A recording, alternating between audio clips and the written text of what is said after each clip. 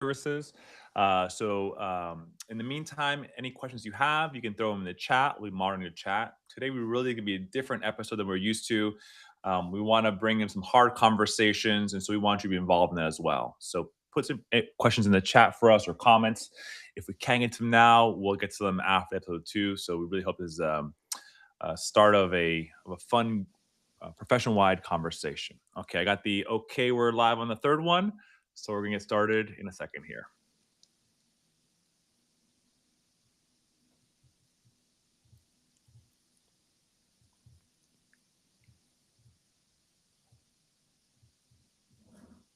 Okay.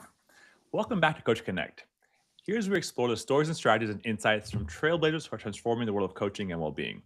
What drives success and what fuels their passion for helping others. We're here to uncover secrets and share them with you. This show is brought to you by Value.io, the all-in-one coaching platform designed to empower coaches with tools, resources, and support we need to thrive and help our clients achieve meaningful, long-lasting growth.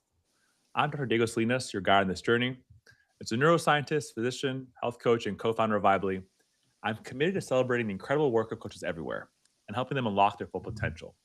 So together, let's dive in deep into what makes coaching a powerful force of change.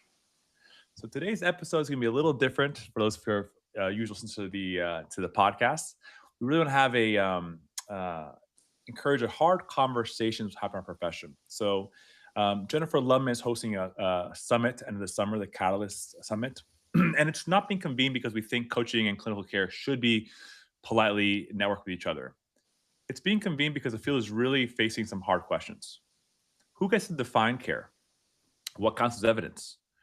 Who do we protect, and how do we protect people without protecting silos? And are we willing to build models that actually match the complexity of people's lives? Today, I don't want this to be a panel where we all agree that integration is important. I want to talk about what makes integration hard, what the field may be avoiding, and why the summit is being designed as a place to wrestle with those hard questions together. So today I'll have my guests, instead of reading their bios, a quick little introduction or one-liner, and then we'll kind of dive right in. Jennifer, you're my screen first, so maybe I'll go you, Jennifer, first, if you don't mind. Thanks, Diego. It's so fun to be here. And it's fun to be here to talk about the summit, but it's also just fun to be here with both you and Elise to just kind of have a real honest, hardcore conversation about what's happening in the field right now. My name's Jen Lundman. I am the founder and CEO of the Institute for Behavior Change, as well as the board chair for both the Academy and Foundation for Behavior Change, which is an ecosystem that we really built to think about how behavior change is integrated into health and human care systems at all levels. And so excited to be here and excited to be part of this conversation and talk about how we'll continue that conversation at the summit here in just a matter of about 6 weeks.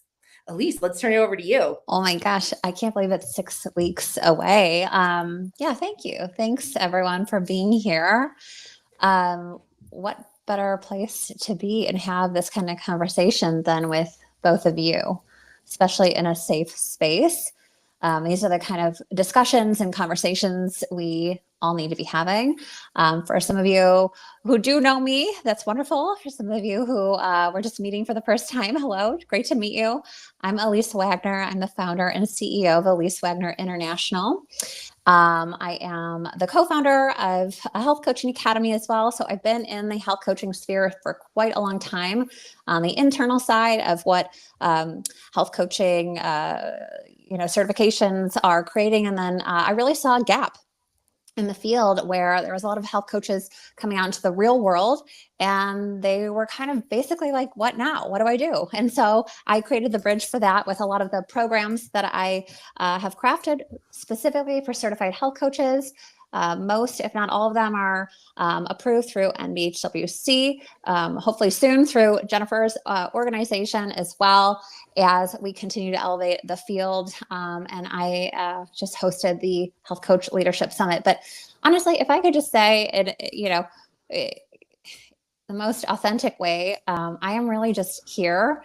My purpose is to support health coaches getting their gifts and their song out into the world. And you guys have the most beautiful gift to give. And I don't think enough people, we know enough people don't know about that yet and exactly how to utilize you. And so, then just grateful to be here. So thank you for having me. Yeah. Thank you, Elise. And you already know me, my background, big nerd. I love science, I love the brain, I love medicine, and I think coaching can really be the transformative part in healthcare and well-being and go beyond just diagnosis, what's out of the clinical setting as well. So I won't go into my background for too long because if you listen to the episode, you probably know me already. So let's just dive into maybe starting big, broad in general. And whoever wants to go first here, what do you think is a hard conversation you believe the field needs to be having right now? I think that's a loaded question. It's such a good one. But that's like the loaded question of the day, right? What's the hard Yeah. conversation that we need to be having as a field right now? And I think we're in a funny place as a field. Research shows that fields take about 17 years to actually develop into true, authentic fields that have integrity. And we're kind of interestingly at that pivot point right now. And I think that the hard conversations sometimes get brushed to the side because it's easier to just keep going than it is to confront where we are. And for me, and I want to, I want to hear from you both on your perspectives because you're working from different angles. But I think the hard conversation we need to be having is whether we're truly willing to change care Mm, systems or whether we're trying to insert coaching into systems that really aren't designed for relational human centered care. And that becomes a question of integration because I think there's a lot of assumption in the field right now that all we do is show up as coaches and everybody will be there to welcome us. But we've got more systemic issues in that. And have we really prepared the field as a whole to really understand what that is and navigate it as well? mm. A lot of points there that I could jump in, and you're right. I think we all have really unique perspectives on how to, approach this. I think it's a multi-pronged approach, right? From my lens and where I come from is very a values based approach. And so looking at the field and being like, well, where did we actually come from? And I also take a very root cause approach, functional medicine side of things as well. And go back to like, why do we even exist? What are we here to do? And then what is, and like really ground ourselves in like, what are the values that we're going to be, stewarding, I'll use that word, stewarding this entire field forward. Um, and what's the vision, right? And getting clear, having clarity on that is a big piece of it. I think once we get grounded in some solid values and vision and clarity, and I have this saying that slow is smooth, but smooth is fast, or go slow to go fast. I think if we can go slow around that and get really, rooted in that, we can take off. This field, like you said, 17 years into this field, but what are we standing on? What's the foundation here? That's just a thought I have right now. So pass it over to Yeah. Diego. Yeah. I think the hard conversation, and I want to start off by saying something I tell my clients a lot about acceptance. Right, the word acceptance. Acceptance doesn't mean you don't want to change things, but acceptance is what you have to know how to make a change forward. To accept your starting position, Mm-hmm. right? And so they always say if you're trying to travel to, let's say the conference summer, you're going to go to Missouri, you come from Miami or California. It's like accept the starting point in order to get there. And I think it's really wonderful when we talk to each other and how wonderful profession is, but we haven't accepted the hard parts of our profession as well, I think.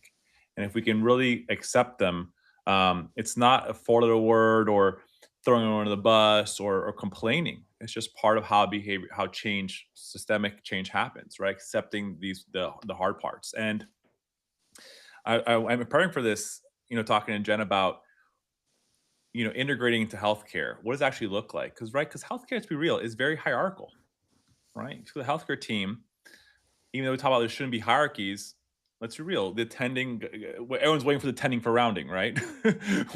What do the attending say? It trickles down, and there's plenty of evidence showing that healthcare should be more, everyone in the same field to feel comfortable saying words that are, help the clients out, the patients out, but it is a hierarchical field. And people resist change sometimes. Systems will resist change, right? And for many, many reasons. And so being realistic of that right now, a lot of providers, I think, just don't know where we are and becomes like, who is this person telling me these things they're doing their coach? And if I give the example, me personally, when I took coach training, found it to my point, found it completely by accident. Didn't know what it was when I signed up for the program. Found out about an hour into it what it actually was. I'm like, oh my gosh, this is behavior change principles. This neuroscience is not just someone teaching, right? And I asked all my friends from residency about this. Oh, it's all so cool, so cool. But it wasn't until then, became certified and tell them there's possible, future for diet for billing and reimbursement. They're like, oh, they started paying more attention. Right. So I think there's a lack of the field knowing what it is. And I'm wondering also, in fields, you learn about your colleagues, your allied healthcare workers. We had a shadow the nursing team, shadow physical therapist for a day, shadow occupational therapist, understand what they're doing. I don't think very few schools are talking about this allied healthcare field. So why would I trust if I didn't learn about it in this very structured system and only externally people are telling us stuff? Because I'm going to be real. A lot of doctors, lawyers, and dentists get sold a lot of stuff because everyone's like, oh, go market to your doctor, lawyer, dentist because they have money. So they're always being, kind of bombarded with these sounding too good to be true offers, but they really value a lot of structure, integrity, kind of quality standards assurance. And I think there's right now a gap between the field understanding what we are. So if we're going to integrate it, I mean, we're asking them to open the door for us, but I don't know if we have the same message we're knocking on the door here. Well, and I And let think me that pause. comes back to something that Elise said, in terms of, do we really understand what it is that we provide? Do we understand the value of our profession? Do we understand in community who we are as a field? And I think there's some fundamental kinds of issues around that. But I think something you're referencing too, Diego, that's really important, which is this understanding, which is, one of the reasons we're hosting the Catalyst convening this summer on coaching and clinical integration, is this oversimplification of integration. Meaning, like, integration, I just show up and knock on the door of a provider and I'm going to be integrated. And this is not simply workflows. This is not simply like, what do I do to go from A to B? How do I get a referral that goes from this to this? Like, this idea of integration is not simplified down to just 10 steps that I take to make it a part of a system. What does that really mean? What does that really look like? Not just who's making referrals, but how is coaching showing up in those spaces, prepared to really address what's happening in those spaces in real and true and authentic ways, which I think coaches can do, but we have to stop dismissing integration as this like simple, I'm going to show up at the door and it's like everyone's going to love me. That's not it. Like, we need to really think about how we are shaping the profession to be ready to meet the needs that exist there. Elise, I can see you unmuted. You got a passionate perspective on this topic. I do. Yeah. And for those of who don't know me, I am a provider by trade and I don't practice anymore. And let me clarify, I'm not a doctor. I did go to naturopathic medical school, but I'm a certified nutritionist, a licensed therapist by trade. And I actually went into the coaching before coaching was even really a thing, because I moved back to Chicago, which is where I'm originally from, and none of my licensures would transfer over. And so I've sat on both sides of the couch, if you will. And a couple of things that really stood out. One, Diego, you were talking about, doing these rounds and this word integration, right? I think we need to really define that. What does that look like? What does that mean? What doesn't it mean as well?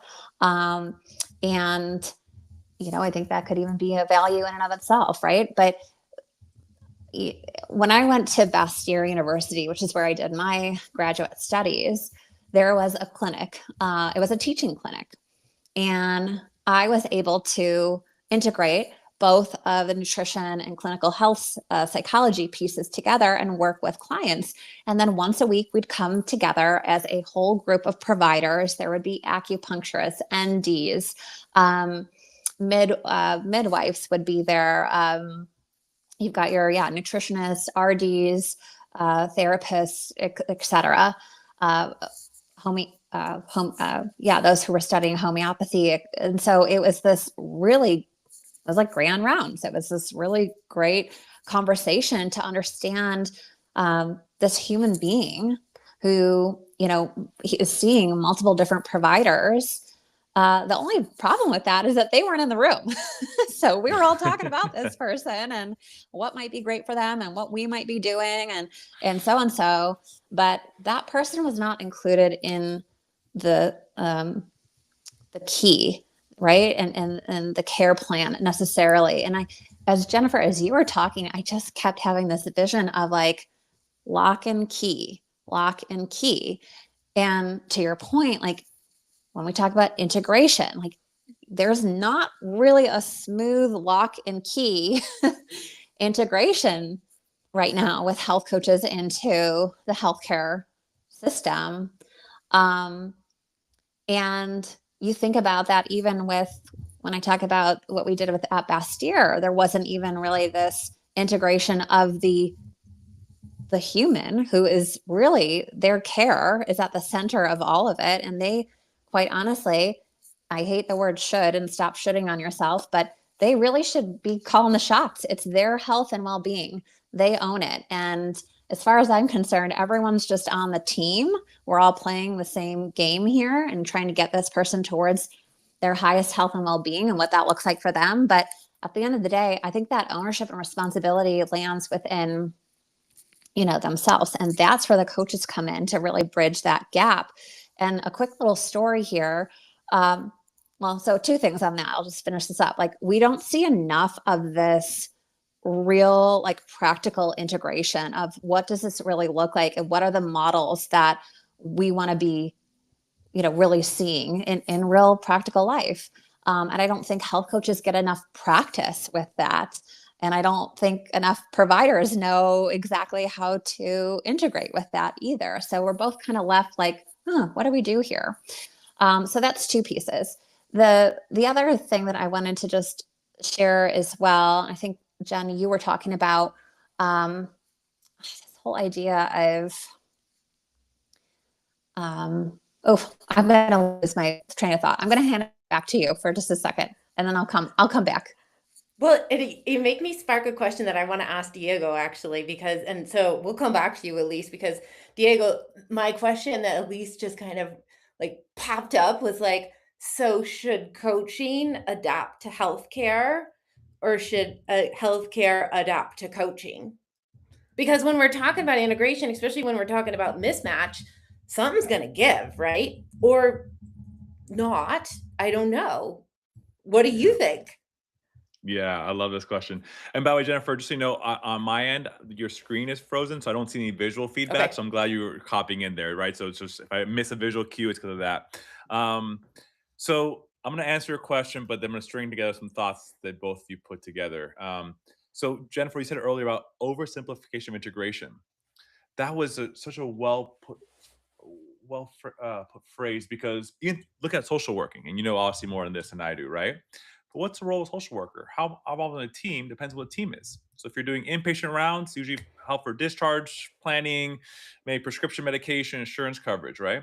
I remember when I worked on or rotated through addiction clinics, they were a very integral part of that morning huddle, the social component, right? Like another team that's more like kind of the back end, they're doing some, talking with paperwork things, right? So even what they do is very different. Same way if you're a nurse, it depends.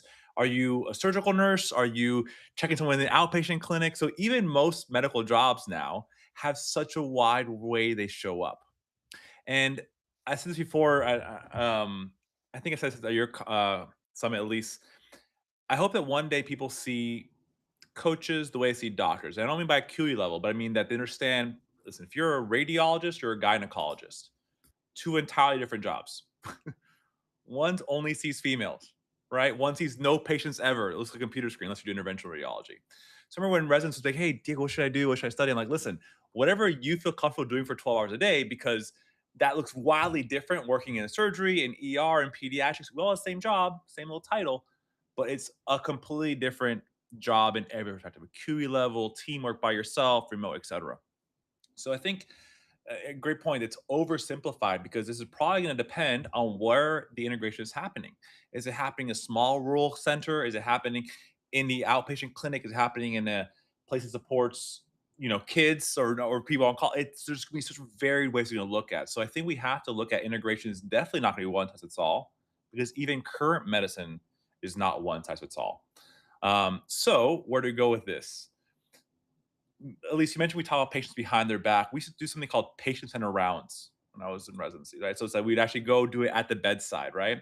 Always more nerve wracking because and every once in a while though, we would say, hold on, I have something to talk about outside of the room first. Maybe there's concerns about family dynamics or certain things that you could bring up if it felt you need to preface it versus first time there.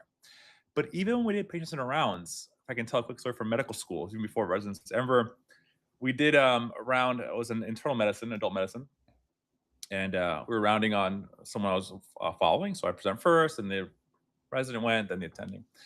And then this patient got really upset. She goes, everyone out. I just want to talk to my doctor. Everyone out. I'm tired of this. Everyone out, right? And so we all leave, and we're like, oh man, we're in trouble. And the attending, she comes out, and she's like, Diego, she wants to talk to you. And I was like, I told her I'm not her doctor. I'm a third-year medical student. Like, I'm very clear in my role, scope of practice, like that I'm part of the team, that I'm not her primary. And she's like, no, but she wants. I was all right. So let's call her Miss Brown. And I was like, hey, Miss Brown, you want to talk to me? You just want to, and I said, hey, I want to clarify that I role on the team. And she goes, honey, I don't care. We say, you're my doctor. You're the one who listens to me. You're the one that because I would go off the rounds every day to talk to her son, explain what's going on. Because even when we do patient-centered, we're just throwing out so much at them in those 5 minutes, right? So this is kind of nicely to where I think coaching in integrated healthcare. I think realistically, at first, we're just have to more of a simulate or adopt, right? In some version. Like ideal, and it's not where we want to go in the profession, just kind of being realistic about it, right? We want to see a table, usually, let's take medicine out of this. When you integrate a new society, new clique, there's social norms that are there. You can't come in first person to a group of 20 and rewrite social norms. The group will kick you out. They're just going to take coaching us out of this, right? So I think we got to be realistic that we have to be respectful in how we come in the field. And there are a lot of things that we as coaches see that we're frustrated by. Guess what? So are the doctors and the nurses. They're not the enemies here. They're also part of these, I don't say victims, but they're subject to the same BS the system is throwing at patients, to the doctors, to the nurses, providers. So I think sometimes coaches come in a little too hot, be like, hey, what you're doing wrong. I'm like, I know what's going wrong. First of all, I wish I could teach it too. Right? But I will say, I think the goal, hopefully, coaches can change healthcare to be that more patient-centered approach, because we tend to specialize in the human first, patient first, their part. So what we can bring to the system, if we are integrated, could be the system changing in that direction. And before I pause here, I think my worry for the field for coaching is that, I'm gonna be a little bold here. I say medicine's been ruined with a capital F because it's not run by doctors, nurses, therapists, nutritionists. It's run by people with MBA programs who, I'm really smart, I can be efficient. Yeah, man, I'm smart in some ways. It make him fly a plane just because I read a book about biology. Just because you have MBA programs, if you've never held a stethoscope or told someone they have cancer, how can you manage cancer care? I'm sorry. This is absurd that we've normalized this in healthcare. And I think the biggest form of corruption is the ones we don't even question or ask. Goldman Sachs would not have 40 managers managing a junior executive and then never open an Excel sheet. But we allow this, we accept this in healthcare, and that's BS, frankly. We shouldn't accept this. We should got to change this. When I've been working for other coaching companies, when I found coaching, I was like, oh my God, this can change healthcare in my lifetime. And so I've been all in on coaching ever since. I work for some of these companies, and guess what? Some of the same problems.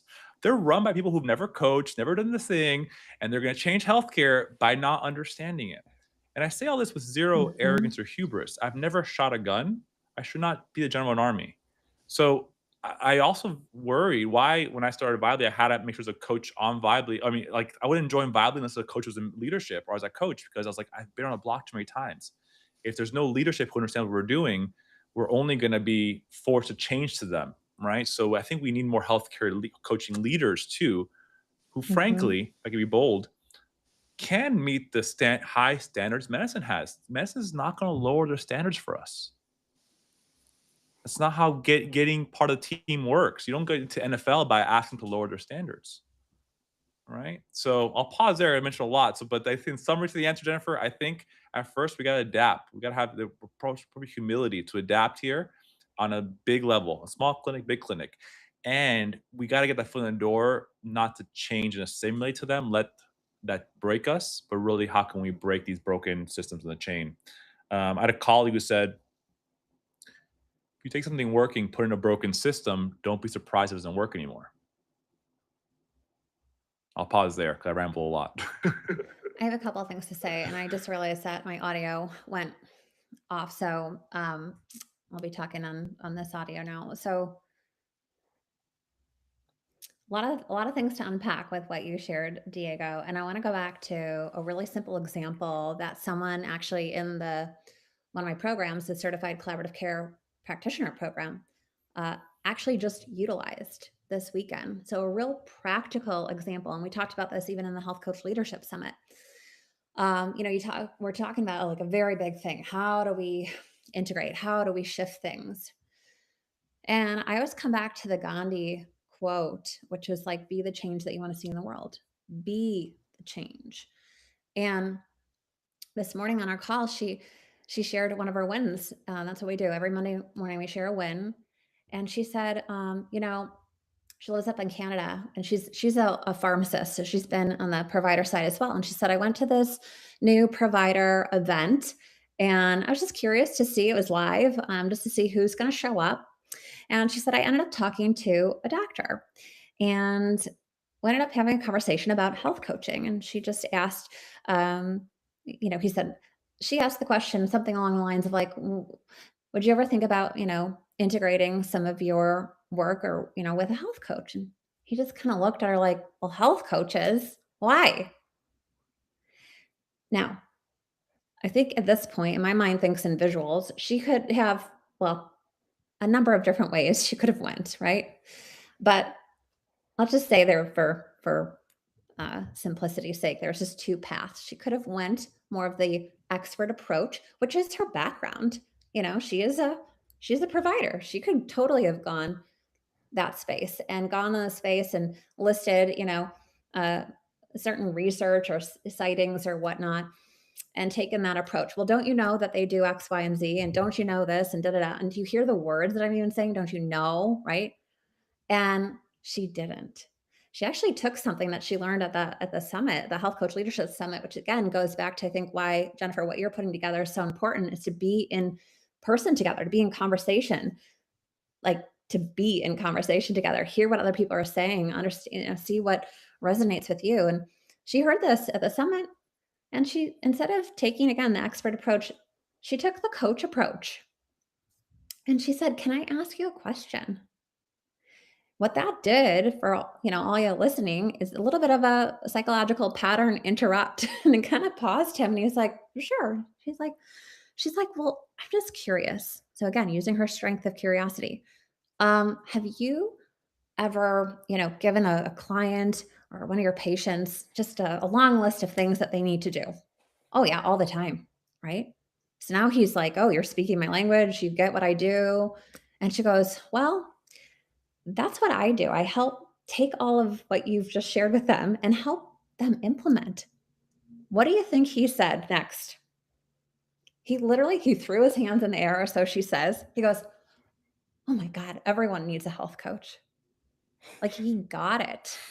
He got it. And so it makes, do I have all the answers? No. But it makes me, think and question like, okay, if we want to change something about this, right?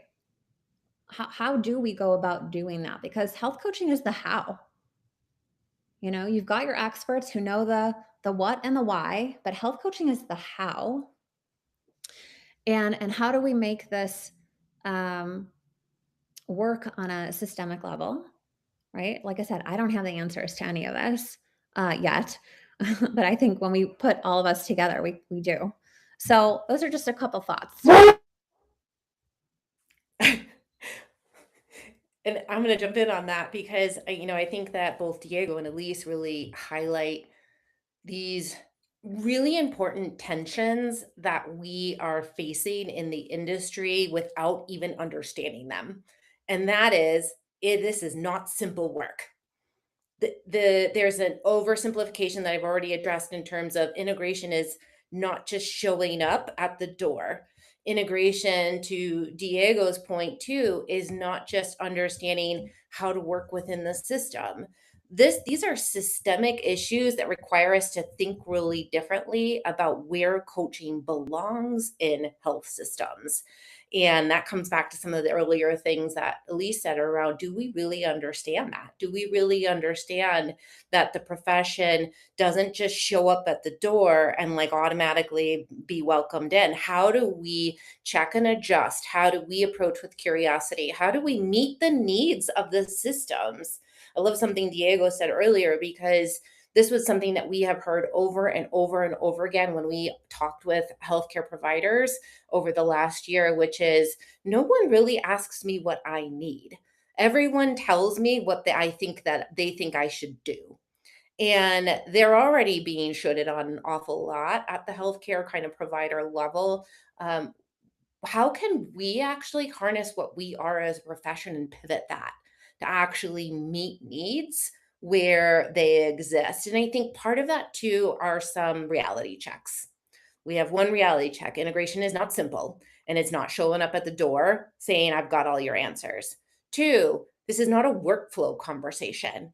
Oh my gosh, do I hear this all the time? I just need to know the workflow and I can make it work. No, this is not a workflow conversation. That's not that simple. Two, three, there's a power conversation that has to happen here. And Diego, I'm going to throw this back to you because I want you to share about what that power dynamic is. I've worked in healthcare for a really long time. That power dynamic, that hierarchy that you reference, this is real. This is not made up. It's not like, oh, it only exists in some places. We need to really understand how power works in a health system. And the reason I say that is not just recognizing what Diego said, but also what Elise said, which is we don't put patients on the care team. We put them in the middle of a bullseye and we call it patient centered care, and they're not on the team. So, how do we expect coaches to show up, suddenly be on the team if we can't get patients on the team? And I think that we've got these power conversations that need to be really truly understood if we're going to be able to cross the bridge to shared power, because that is possible, but that means confronting some real things that are happening in the field. Yeah, yeah, Jen, because we talk about coaching about partnership, and it's a beautiful thing, but most of the world is not partnership equal footing, right? And the hierarchy in healthcare is very real, and it doesn't matter if you're in a rural clinic with one provider. There's still whoever's the most, the MD, the DO, whatever the thing is in the bottom, right? Or if you're on the ICU and there's a two attendings, a fellow, the senior, like it is. If you ever worked in healthcare, it just is, and it's also responsibility hierarchy, right? It's a power and responsibility hierarchy, right? Because who gets to make the final choice? So I understand why there's there. I think the hierarchy, the power dynamic we're not discussing, as I kind of alluded to earlier, is this admin power dynamic, right? On the floor, people say, "Oh, go talk to a local doctor, have him hire you to be your health coach." First of all, wonderful if that's a possibility if you want to be hired, but most doctors can't make that choice. They're run by a VC company who owns a clinic or the hospital admin. So we're just talking about the power hierarchy that we're seeing on the wards on the floor.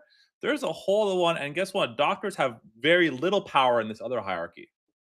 If I'm frank with everyone here, right? Which is a really hard place to be for us, having all responsibility but very little power. People see the power on the wheel on the floor, but it does go. It is a hierarchy. Now, it doesn't mean it can't be a fantastic teamwork. It's what allows you to have one attending, four residents, six nurses take care of 30 people. It works out. You can manage care, but it definitely is a hierarchical system with multiple steps in there.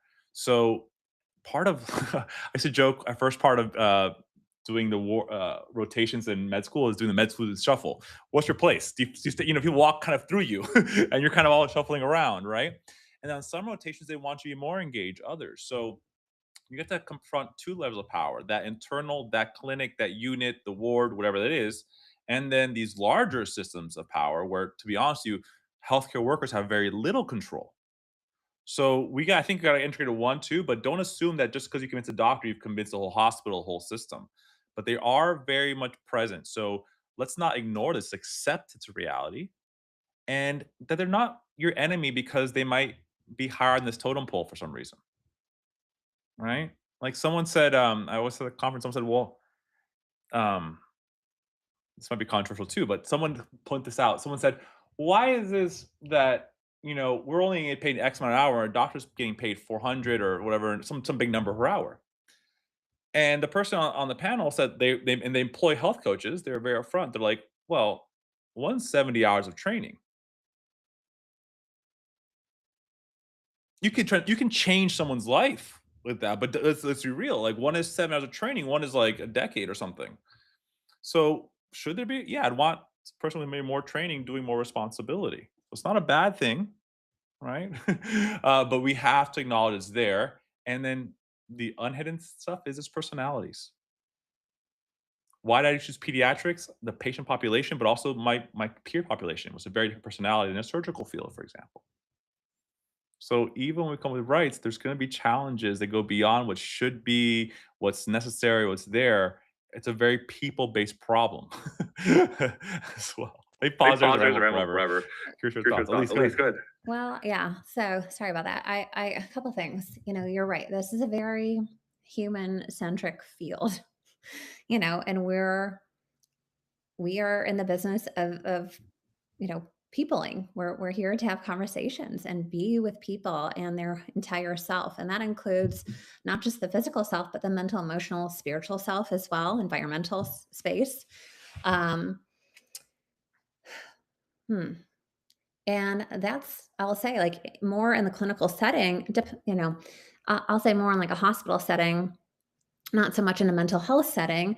But that mental, emotional, spiritual side is often just negated. It's not even considered or talked about. Um, and y- I'm going to bounce around a little bit, but we're talking about like this system and the admin. And again, I think that goes back to values, right? And what do they value? Well, there's values probably around outcomes, and then there's values probably a lot around monetary values. Now, I'm not here to say money is bad, and you certainly can make a living at health coaching and all of that. But it's like, I think going back to what Diego's saying is this field is very human centric. And so it really is about putting the person or the people who you're serving, and serving is a whole nother word, in front of you, and not putting profits or money as the end goal, and the target, because this is really transformational work. And I think that the way that health coaches, not all health coaches, because we know that not all health coaches, just like not all doctors, not all therapists, not everyone's created equally. But yeah, it is transformational work. And that's a different outcome than you might get when you go to a doctor's office and you see them for 5 or 6 minutes. And they still get paid whether they get you an outcome or a result or they don't, or give you what you want to hear, right? Or not hear.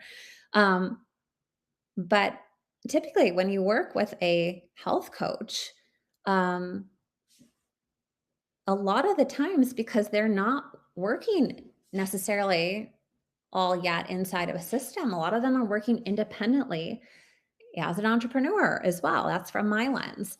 And entrepreneurs are there to get, results and outcomes. That's how and to create a transformation for that person that's, lasting, that's really going to stick. And they also care a lot about the relationship. That's really I think what creates it and what really makes or break it. It's not transactional. And when you talk about the admin piece, that's where it gets into extremely just transactional and that is not really a land that most health coaches live in. And if you do, you're probably in the wrong profession, to be really honest, with a lot of love and respect. But yeah, yeah. So those are a couple of thoughts that I had. Well, and I think you hit on something that Diego and I were talking about earlier today, which is when you talk about transaction. But then I want to steer the conversation slightly differently because I'm curious your perspectives on something. But this transaction thing, right? Me and I've been in coaching for a long time, and I hear a lot of the sales mechanisms around coaching, which become very transactional. And the coaching isn't a consultant profession. And I think we need to step back from that a little bit in terms of really finding, at least your early point, what is coaching? What is the value that we hold as a profession? It's not purely in the transactions, and it's not in this kind of consulting kind of way where you as a patient or a client need to understand how much how much it costs in order to have a coach. Like, all of these things become very icky about the profession really quickly when we don't have the right frame around it. And kind of on that kind of note of framing, I think then that framing becomes relevant to what are some of the things in the field that we do have to confront. You know, what are coaches concerned about? What are clinicians, what are health systems concerned about? I know here's my number one concern, and then I want to ask both of you what your concern, what you hear, number one concerns. Here's my number one concern right now, because gosh, is this everywhere right now? The marketing language is, I support behavior change. Well, let me tell you, I represent the Institute for Behavior Change. And gosh, is it funny to me right now to hear these two words thrown around, but transactionally. When we use behavior change as something that's a transaction, it becomes really dangerous. Behavior change builds agency, it builds confidence, it builds capacity, it allows space. But if you're subtly recommending behavior change for someone in front of you and they're living in a system that they cannot change, then you've just put all of the responsibility on a human that cannot change their system. That's not okay. That's where I struggle right now, because we have oversimplified integration. We have oversimplified behavior change. Are we coaching people to change? Are we also changing systems? Are we also thinking about relationships? Are we also thinking about structures? Are we thinking about how we support people to shape what makes sense for them? Because that's behavior change, not just this is what you should do today. And I think that we slip down that path really quickly when we minimize what behavior change is. That's my gosh, that's my pressure point right now. And I see this as one of the things that we'll talk about at the summit, because we minimize it. We minimize integration. We minimize the real realities of the field and how we grow the field to the next place. We minimize behavior change as something that's just topical. It is not. I'm Okay. super curious. Okay, Go. let's talk about this. And I'll go on mute in a second because I know I might be getting some feedback, or you guys might be. But what's the opposite? What's the, how do we not do that? What's the reverse, or the inverse of it? Like, what are some ways that we can start shifting that language if coaches are? I mean, I know this is something we're going to talk about probably at the Catalyst convening as well. But what does that start to look like right now if people are really struggling with that? Like, oh, I use that every day. Now I'm going to have to change my entire language. Right. But I'm pointing this out too. And Jennifer and I and Diego, we all have a really good rapport. So we can kind of nudge on each other a little bit around this, and it's good.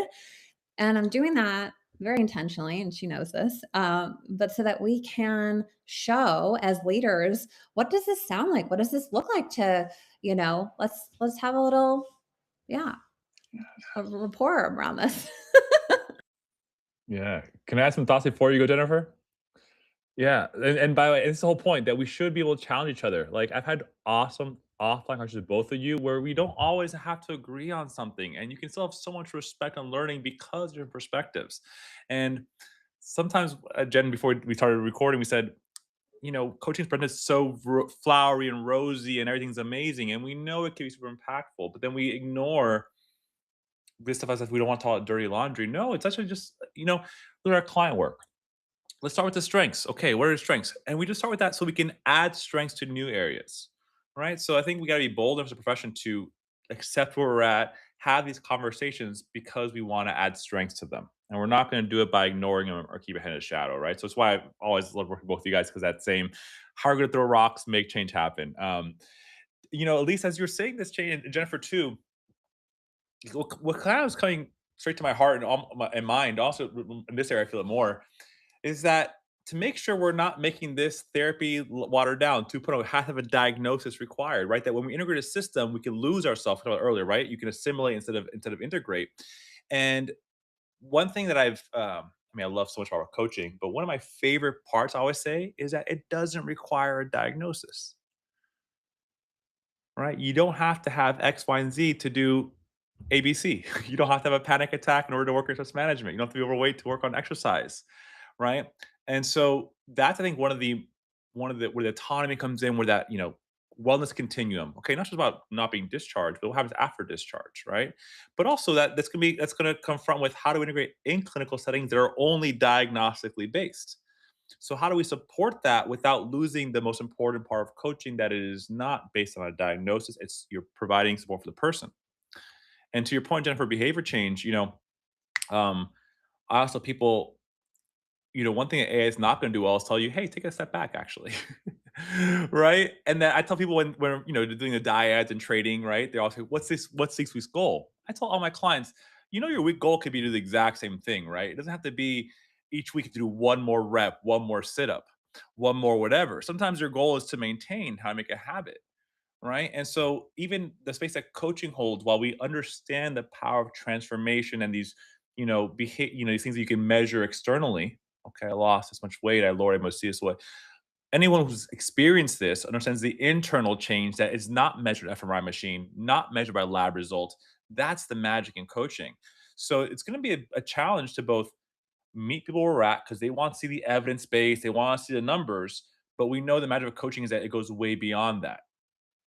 Um, so yeah, it's gonna be a hard challenge to address, right? We are helping clinical settings, but not be limited one of my coaches told me, he was a therapist too. He said before he knew I was a coach in Discovery Call, he was telling me about coaching and therapy. I'm like, well, I wonder how he'll say this. And he said, you know, coaching allows you to use the science of therapy without being limited by the diagnosis of therapy. All right. And so this is trans diagnostic model. So I think I think we should, maybe should, or I would encourage us to, as we talk about this, say it's a trans diagnostic model that supports people's well-being. And that could show up in many ways. You can come in session just to think things through for a little bit. And my SMART goal is I'll see you next Tuesday at 3 p.m. And you'll think about between hand, right? That's a perfectly fine SMART goal. Like sometimes it's okay to have this to process, to integrate, to reflect back and think, actually I'm good where I'm at. It doesn't need to force someone to do something differently. While we know it's a sanctity of coaching, the hard challenge is going to be talking to people who are so transactional. What's the next step? What's the other thing doing to help them hear, but not be so fixated, so myopic on this that the long-term change didn't happen. And I think before I pass the mic on, I work with a lot of adolescents. And this is actually reminding me of that kind of work. I tell the parents, listen, I'm not the third parent. Because they come because they want their kids to do better in school, this and this, right? And I go, if you work with me, your kid works with me, whatever they want is what we're going to talk about. I will tell you if there's any suicide ideation, homicide ideation, right? Any concerns of abuse, or if they give me permission and I help facilitate a conversation, we could do a group exploration setting. But you only have a right to know if they showed up and they were present and doing the work. That's the only thing you have that I'm going to give information wise, unless they actually sign something differently, right? And at first they're kind of confused by this because they go, well, and I'm like, this is how science works. If you want someone else, there's plenty of tutors out there, plenty of people out there who will consult, to the point Jennifer told them to do.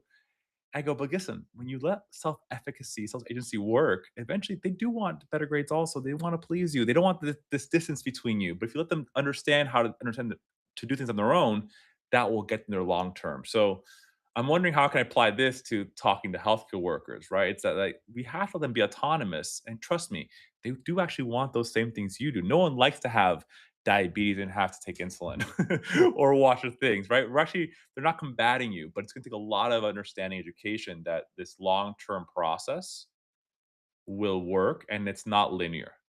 It's not a dose dependent response the way some SSR, some blood pressure medication might be. So let me pause there, and Jennifer, I'd say that give you a chance to Well, talk. I mean, and I would just like, yes, like that's where like, and I'm gonna come back to you, Elise. The coaching is not just an intervention in that way. We've oversimplified, right? Coaching is the intervention.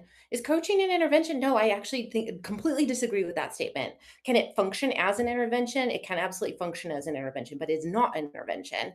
Some of coaching truly is helping people survive a system that's also changing around them and their ability to adapt. This is where behavior change may be an outcome and may not be the insert point, right? So when I say behavior change is not so simple, it's not just this thing that we can throw around and or that we can should on people about because they live in real complicated lives and we need a depth of advanced understanding of what that is so that we may not be able to your point, Diego, we may not see the outcome. We may not see the behavior change that happens down the road 4 years later when they graduate from high school because of the intervention that you had short term early on. Behavior change could be an outcome, but might not be the intervention itself.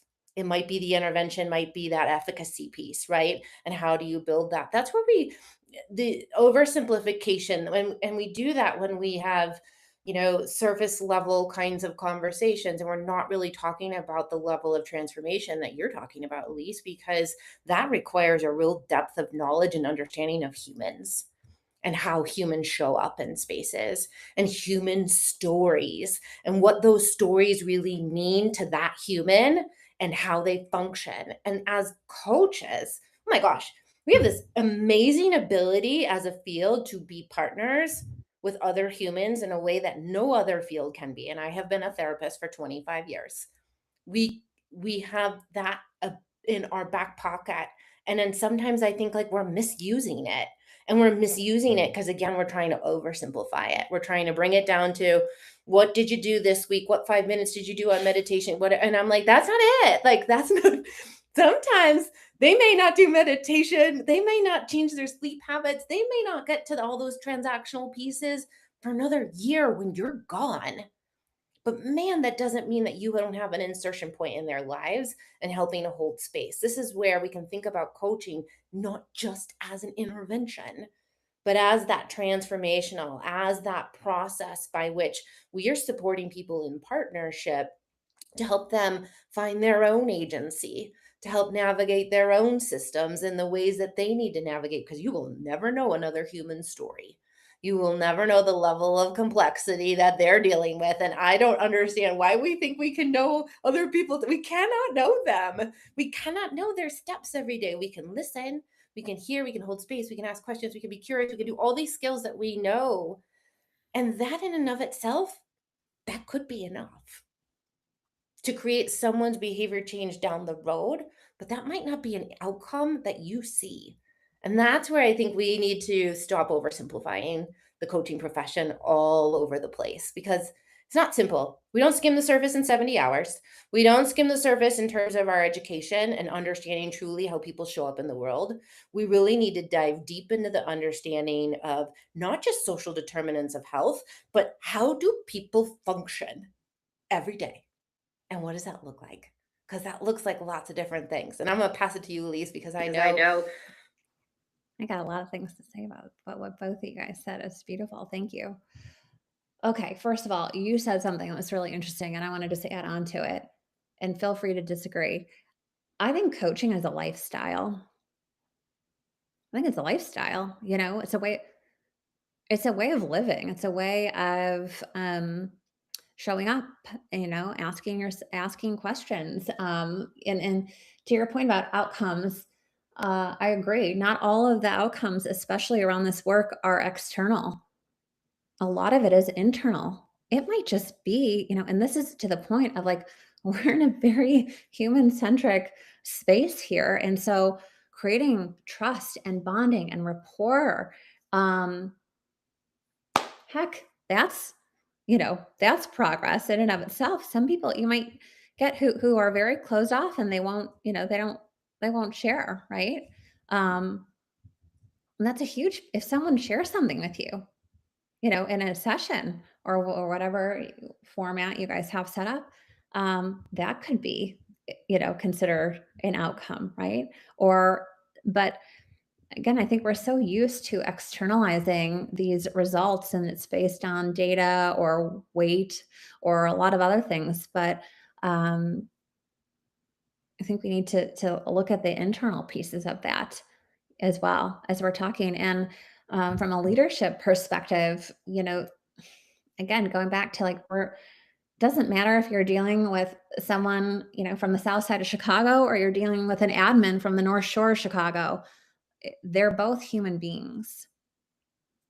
And at the end of the day, human beings absolutely need connection. And I think the coach approach allows that.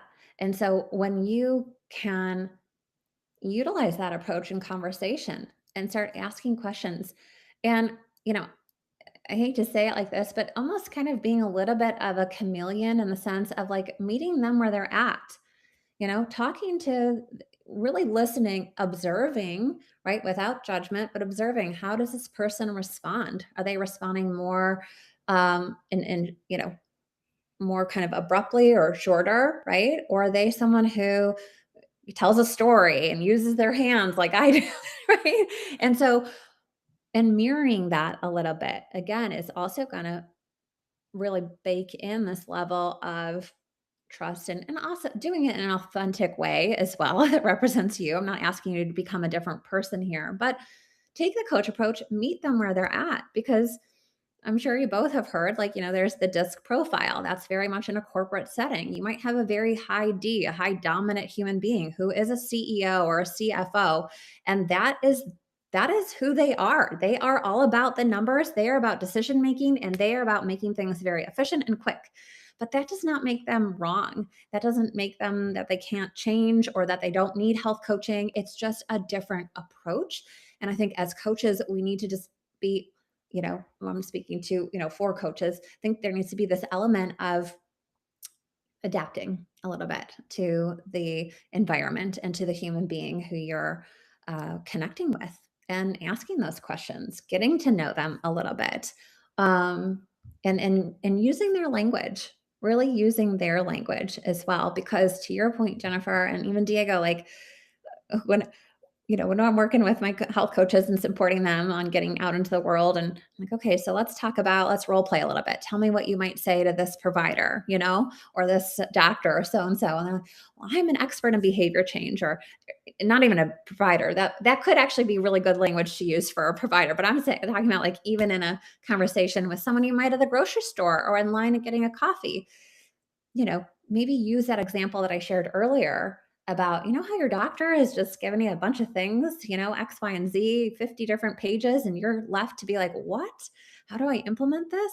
That's where I come in, So just reading the room, also getting some context for who this person is instead of just jumping in and, saying, I've got the solution for you. I can help you, right? I think that's health coach's superpower is actually like in horseback riding, we hold back a little bit. It's I know you want to jump in. I know you want to just share and educate and support this person, but sometimes we have to have a little self-restraint and whoa a little. So those are a couple thoughts come into my brain. Yeah, Elisa, something I think because in the context of clinical setting, because how to define coaching, I tell people if you're in a clinical setting, say this: if medicine is what to do, coaching is the how and the why. I know you said how, but I think even the how sometimes. What am I going to run, right? And that's in that setting, people have said, oh, wow, that really kind of just resonates. Doctors to do, this is the how and the why. Um, and for when you go out of that, I remember John, my co-founder, he said coaching was the most transformational thing I ever did in my life.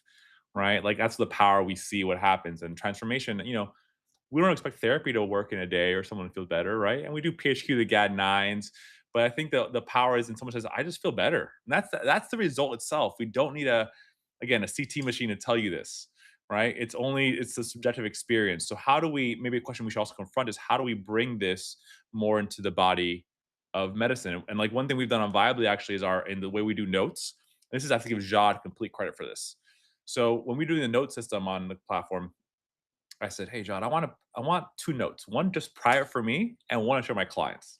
Process notes for your therapist, right? Like kind of, right?" And so I was like, "I want my own notes, and then one I can share with them." And he said, "Well, Diego, what about me? I want area to write notes and journal and reflect." And here I am, patient centered, client centered. I'm like, that thought never came to my mind. I know what I wanted for notes, but right. And then it made me think, no EMR has a place for the patient portals to look at your stuff, never to enter things in, right? So on our platform, actually per session, the clients can keep the notes, or clients pay depending on the situation, keep that area private and or share with the provider, right? So how do we have systems in place that puts that in there, that recognizing that when someone is feeling in control or more in control of their well-being or just an area to reflect back, that does make change in the long term. It may not be right away, like you're saying, but like in long term, that engine of self-efficacy is going to take you wherever we need to go. Um, and then maybe around this, maybe not switching gears, maybe transitioning over. Um, and if you have other thoughts, please let me know instead, right? But throwing it out here, Jennifer, we talked about you and I about scope of practice before, right? And so talking, what is our role in the team?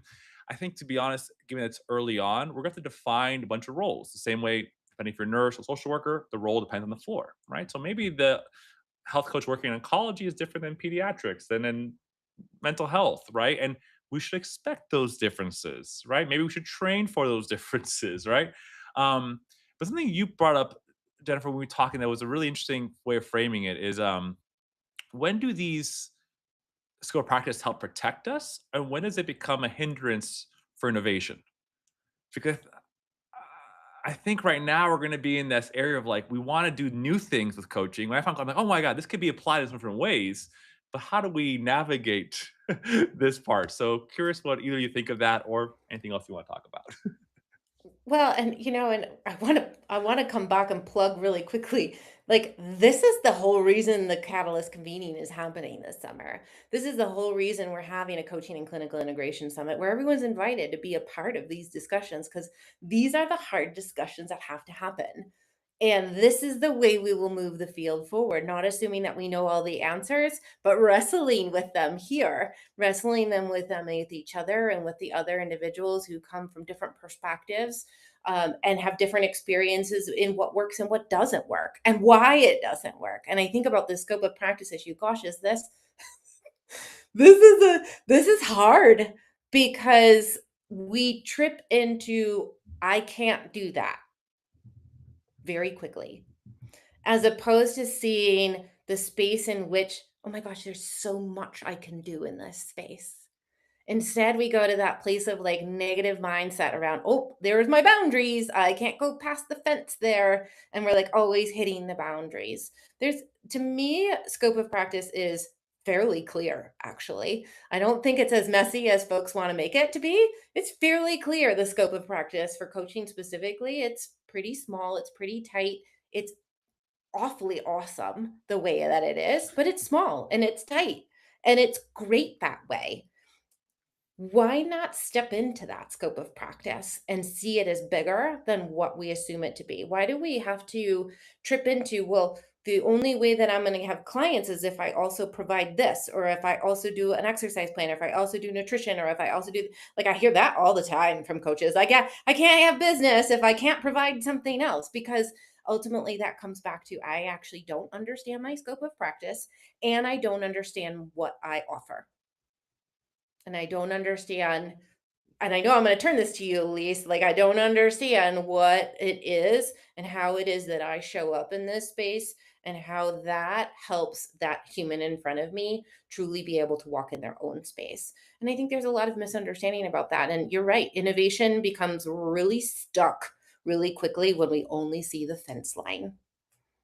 At the institute, we don't look at the fence hardly at all. Like, we don't. This is why we ended up building a clinical health and well-being coach credential in 10 months, because we didn't see the fence, and we brought together other people who didn't see the fence and said, instead, maybe we need to really deepen the role as relevant to the clinical setting, deepen the understanding, deepen the skill set, deepen the adaptability, which, as you mentioned earlier, Elise, as well.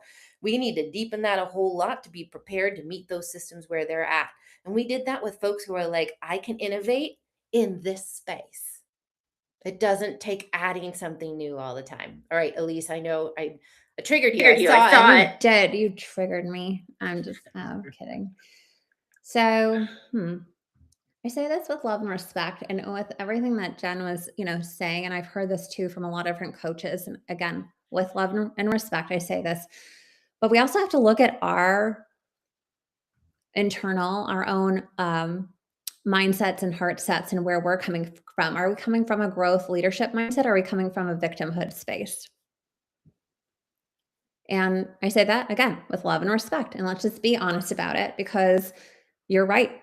The scope is there for a reason. And coming from someone who, and I'll just speak about my own personal experience, who had 2 different licensures, in a state, moved across the country to no licensures. It was actually one of the most freeing things that I personally experienced, because I didn't have to now. God forbid, I didn't, I could like pat someone on the back, or I could go shopping with them and teach them how to cook, or go into their home and teach them how to cut vegetables if I really wanted to. And I could stay within a scope, right? And I think, if you guys can all visualize that glacier model, I'm sure you've all seen it, right? The glacier model where you see the tip of the top and everything below the surface. Well, the tip of the top, right, is everything that you technically can't do. You can't diagnose, you can't treat, you can't prescribe, and you cannot read labs. Let's just be real. We just cannot do that. And I'm going to sit here and tell you, from someone who's could do that from my own scope. I don't know. And this is, again, speaking for myself, I'm just going to be really vulnerable and authentic. I am so glad that I don't do that, because that is actually a lot of liability, and it's a lot of responsibility. And what Jennifer is talking about is, so scope is easy. It's simple. Just do not tell people, do this, don't do that, or, take this or don't take that, or read someone's labs. I mean, there's enough people who do that, right? But there's not enough people who do what's below the glacier. And that's what health coaches do. And to ask the deep questions, to go deep with someone, to create a deeper relationship with someone. Because when we look at the tip of the top, right, with all those 4 things, let's be honest, that's very surface level. And the work of a coach isn't to do surface, it's to go deep. And so, yeah, I'll just, you've probably heard me say this. I don't want to diagnose anyone. Who am I to say, who has bipolar versus borderline personality? Quite frankly, I think even though there's a DSM that can tell you, that's a little subjective depending on, the therapist, the person, the experience that they have, right? I would never, I hate making meal plans for people. Most people know what they technically need to eat. It's more about, when you really get to it, how do I actually integrate that into my lifestyle? What does that actually look like? I need to understand the barriers that might come up. I need someone to listen to me, to walk me through my day, ask some of the questions that I might not be thinking about, because I'm in like fight or flight mode and super stressed, and I can't really think about that. So many people need that kind of support. And we know that 80% of our chronic illness comes from lifestyle. And that's where coaches really thrive and support is in that lifestyle piece and asking some of those questions. So I just lovingly encourage you to, you know, step back, allow the providers to do what they need to do. And also there's a lot of respect there when we can just let them be in their lane and let you guys be in your lane because again, the work you do is so deep and it's actually so needed because so many of the providers, even though they might want to do that work, they don't actually have the training. They don't have the confidence to do it. They'll can sit there and, diagnose all day long, fix, treat, fix, treat, right? That's what they were trained to do. You were trained to do something entirely different. So let's stop trying to put you into this space when that's not your training, unless it is, right? Because I know we've got dual roles sometimes here, but you can expand so much and there's so much depth that you can go into um, beyond that. So, yes, very Yeah, passionate. okay. I'd say it's like give coaches providers some confidence here because sometimes people feel lack of confidence approaching these places. And something I forgot this earlier, you gotta at least you're meeting people where they're at. I sell, talk to your collaborators where they're at.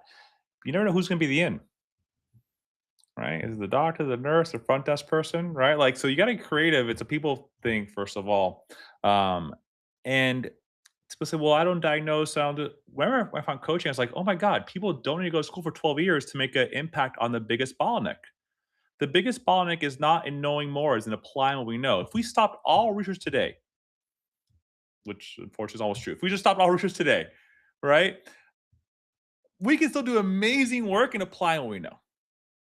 And just mention a few things. They're not trained. I remember when I took my coach training program, I'm like, oh, this sounds like this one lecture I had in my second year on MI, right? 7 years of postgraduate training, one 40-minute lecture on MI and a PowerPoint with a room full like, you can't learn by doing it. So we're not trained in it. Even if you're trained in it, I do believe in educating health providers on coaching skill sets so they can use the skill set in their way, but you're not going to be able to coach the same way. Because when I do have to diagnose you or tell you to do something, I have these dual responsibilities. Something might be a value conflict. It's not my role, right? So I think doctors, nurses should understand open-ended inquiry, all these skills that we use can make it more effective and maybe make the client or patient feel that support that kind of language gives you, but then hand off to someone who is an expert in that, right? And after a while, I got good at diagnosing, but that wasn't what was good. That wasn't fulfilling for me, because and to this listening, one thing that health workers really feel inside is when, man, one of the worst feelings I would feel if I saw someone leave the clinic or ER it was looking more scared or confused than when they came in. And not to belabor a long story, but I remember, well, I'll never forget this one 10-day-old that's on the ER, 10-day-old male, mom by herself. I was pretty sure it's a new time mom giving the chief complaint of this the way the stool looked, right? Everyone has a baby stools look different than adult stools, right? Leave it at that. And there's a mom by herself, and then I talked to her social history. Her partner was still in Cuba, no one around. Like she was like, my kid is dying on me because he's having a stool after every meal, which is exactly what babies do who are breastfed. Spending time talking to her, I remember she goes, last thing I'll tell you, she's like, you're the fourth doctor I've seen in 48 hours. Those other three providers gave the correct diagnosis. But I got yelled at for spending time on my patient. I was like, I don't care how I spend time. She needs to care, not the diagnosis. All right, I can tell a kid has autism is one word to say, hey, your kid is on a spectrum. How it's going to change your life? That's what I work with now with people, how to actually make those change happen. So here's where your provider doesn't know is train this, nor do have time, nor the clinical setting. Because even I can go to your bedside and talk to you eye level, there's a machine beeping. Your kid just got screaming because they got vaccinated. So context and who we are matters. And maybe I keep on saying last thing, but division of labor is normalized in healthcare. My dad was a resident. He told me he had to go do all labs himself in the morning and run down to the lab. And everyone thought someone's like, hey, doc, can you do the IV draw? I'm like, I could. I've done it last time I think was a year and a half ago, but like probably better than the nurse was doing every single day. Because guess what? Only a handful of us in the hospital could diagnose, but a lot of people can do these other things. So how do we make that teamwork happen where who can diagnose? A lot of responsibility to this point, a lot of pressure there, right? And then we don't have to, we can do the other things, right? There's a reason why I didn't draw kids' blood because I didn't want them to be afraid of me when I examined their stomach in the morning. If I drew their blood, they'd be fearing me, right? So maybe it's okay to have that separate place because maybe there's a more partnership level approach there. So yeah, I'm gonna pause there because my mind's rambling. I know myself better to pause before I go on too further. Well, and I think we're going to come to a place here where we need to wrap up as I think Yeah.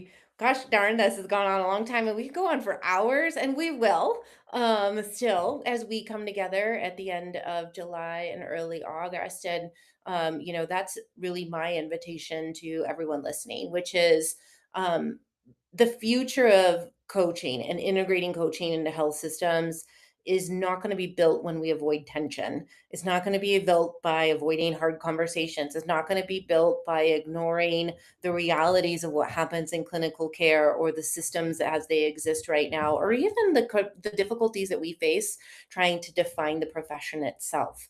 We have to ask those hard questions and we're going to work through them together. It's not a single moment in time. This is a long term kind of conversation. Diego, Elise, and I spend a lot of time talking together, and we talk with hundreds of other people who really are wrestling with these topics in true, authentic, and deep kinds of ways because that is how we will move forward. And we're going to have to be thinking about what kind of care are we building, who gets to shape it, what needs to be protected, what are the things that need to change, what are the things that we can change from the inside out, what are the models that will actually support complexity. There's a lot to do. And the invitation really is to be a part of it, not to be a bystander, not to be a passive listener, not to be someone who's just waiting for somebody else to do it, but to step up, to step in, to show up. Brene Brown, show up in the ring, right? Like whatever it takes, whatever metaphor you need in order to be a part of it, that's what needs to happen. Because the field's not built by one. The field is not built living in the past. The field is not built by a small group. The field is built by many coming together to shape it. And that is really the work that we're doing.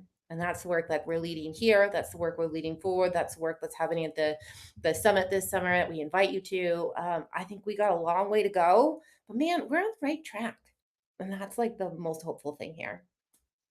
Last words, Diego.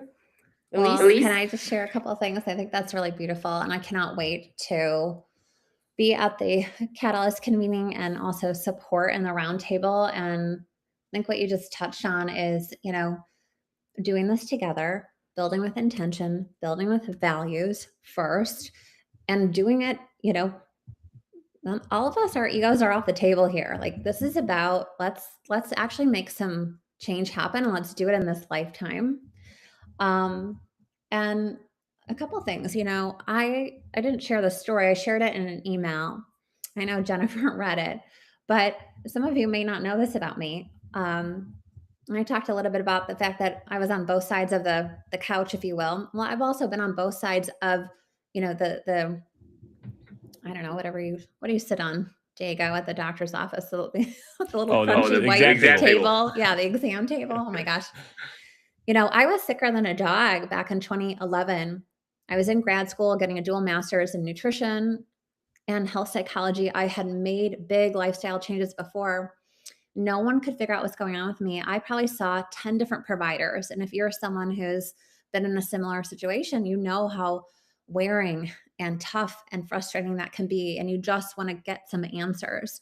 And I finally got an answer. And I got diagnosed with celiac disease, so autoimmune disorder. And I remember my functional medicine naturopathic doctor gave me 2 pieces of paper, 2, about going gluten-free. Well, that was in 2011. And I remember feeling a wave of overwhelm and then also a wave of relief. Okay, we've got a diagnosis. There's something we can do here. But then because of the state that I was in, mentally and emotionally, and even physically, there was not a lot of clear thinking going on there. And I was in a high stress. I was getting double masters, working, like, okay, living by myself, all that. And I remember going back to my apartment and just crying and trying to sip down some sort of a smoothie because I couldn't eat anything else. And I'm like, I need someone to support me. And it was never the thought of like, oh, get a doctor, oh, get a nutritionist, oh, get a personal trainer. It was like, Mm, I need that someone that's each and every one of you that's listening is a health coach. I needed a health coach who had they didn't need to have a super in depth level of understanding about necessarily the disease or the diagnosis. What I needed was just someone who could help me get on the lifestyle path and guide me, support, provide accountability. And, I shared that story and I actually had a woman reach out to me and she said, I'm going to share this with you. Elise, I've been there too. My daughter leaving the naturopathic doctor's office with a few sheets of paper that read, remove all dairy, gluten, eggs, and red meat from her diet. The immediate sense of helplessness and how do I even start overwhelmed me. I was supposed to support my child and I had no idea where to start. It took 4 months of trial and error as gluten is hidden in so many foods. If only we mhm. had a health coach at the time to support us in the implementation and the how. So I want to leave you with that to remind you of how needed each and every one of you are. You have a gift, you have a calling, you're here for a reason. There's a reason why you went to health coaching school or you're becoming a health coach. You are needed. Okay. So thank you. Yeah. So, what excited me at the conference when I saw the speaker application and the prompt, I was like, oh, this is gonna be different. That's awesome. Because talk about the stuff that you find hard that you don't know you haven't solved. I've talked plenty of places, gone to the conferences. It's usually about putting the best foot forward, right? Like our trying to result. And that's wonderful to share that. But I haven't seen a conference that leads with give me your uncertainty, give me your challenges. They might say it in the last like third paragraph. We're here to explore more, but or it's really polished. And so that was like kind of the prompt. So I'll be honest with you, Jen. When I saw a speaker, I'm like, oh, I love speaking at conferences. Being there in person. I have like these 4 lectures already in mind. One of these 4 would be a good idea. There's behavior change. There's a burnout, and I was like, none of those lectures fit that description actually because they're all polished, what we know. I always try to bring something to the table, but I completely went to the drawing board given the prompt, right? And that's what I thought to Jad. I was like, well, what if we talk about what we've learned, coach and engineer. He's a client, so he gets that our experience of what we see in the field, share those learnings or else have people bring what their challenges are. Because we're seeing challenges on the tech integration side, right? And that's part of the equation of the systems-based practice. So I did love just how word intention was there, like how intentionally different it was created. And it prompted a completely new idea that I'd never done at a conference before. And more importantly, it's that at space for us all to workshop together. I say coaching is not turning a homework assignment to study hall. So maybe us being all in study hall together. And I always say, how can I, think global, act local? Well, we can bring in what doesn't work. Because if we're assuming coaches are going to show up differently, let's just gather ideas from people. And that might inspire how we can integrate or do something different or what does that mean? So I'm most excited about like just a chance for really people to be open and vulnerable in a good way. Like, let's just say what we don't know, accept where we're at, and learn from each other or inspire each other this way. Right. And then, even questions that we get to today, like what counts as evidence in this field, right? If we're saying it's about transformation, there's no PhD for that, but that's really powerful. But people need evidence. People need diagnosis in clinical settings, but we're not diagnostic, right? How do we confront these things? That's what I'm really curious about. We haven't, I think, answered well yet as a profession. Um, and Elise, you said something about, there might be some tension here. I forgot if I made up or someone told me this, but put the tension in intention. Without tension, things don't happen, right? Like it's okay. Like put the tension into the intention. And I'll close off by saying that the wonderful part is going to be the community of people. Another thing you said at the summit last time was we may go far quicker by ourselves, but further together. It's not a one fits all model. We need a lot of perspectives here, and that people who are willing to constantly evolve and come back to that table, come back to a workshop, share the wins, share the losses, share the ones that we're unsure about. I don't know how that actually landed, but share more of this and be willing and wanting to learn from each other. So super excited. Honor to be part of this, supporting what I can, and see you both in person. Jennifer again, and Elise for the first time in person, was talking so well together. So, thank you, Jennifer, for creating this space for all of us to continue nerding out, I say I was a good thing. Nerds are people who get stuff done and very passionate people. So let's all nerd Yeah, out together at the conference. I think we barely touched the surface here, so can't wait to have the conversation to continue. Thank you so much, both of you. Gosh, we've got a lot of work to do, but we can do it together. And for all our people who are listening, not watching this, where could they find the registration and for information for the conference? We'll put links in the show notes for everyone who might be listening to this. And when is, if you can give a little more details. Yeah, absolutely. So the conference opens with a reception on July 31st, but the conference date really is August 1st and 2nd, Saturday and Sunday in Columbia, Missouri at the University of Missouri, who's our host this year. We'll look forward to hopefully announcing where we will be next year as we will move around from year to year. But the University of Missouri will be hosting us those 2 full days of really topics, thinking, brainstorming, workshopping, panels, discussions, really hard topics, but this is how we'll move together as a field. You can find more information. It's the instituteforbehaviorchange.org. And if you go to the top corner, there's an events tab right there. So hit that events tab, and at the bottom of the page, you can find the registration information. You can also find who's going to be there. What are they talking about? What are the things that their topics of discussion that folks are bringing? And we got all kinds of stuff, and it's going to be quite the wild event, and this has barely hit the surface of it, so I look forward to seeing you there. And I'm going to turn it over to you because I know you've got something to say. I just want to say thank you. I'm so grateful to hold a space with both of you, and just to keep stewarding this field together and the space that you're creating at the Catalyst Convene. And let's get in the room and let's make some magic happen. I know that we can, because you guys, like I say, health coaches change the world, literally and figuratively. It's in your DNA. So let's make some change happen. So thanks for hosting, Diego. Teamwork to dream work. All right. Take care, everyone. Thanks, everyone. Thanks for the audience. Take care, everyone. Bye, everyone. Take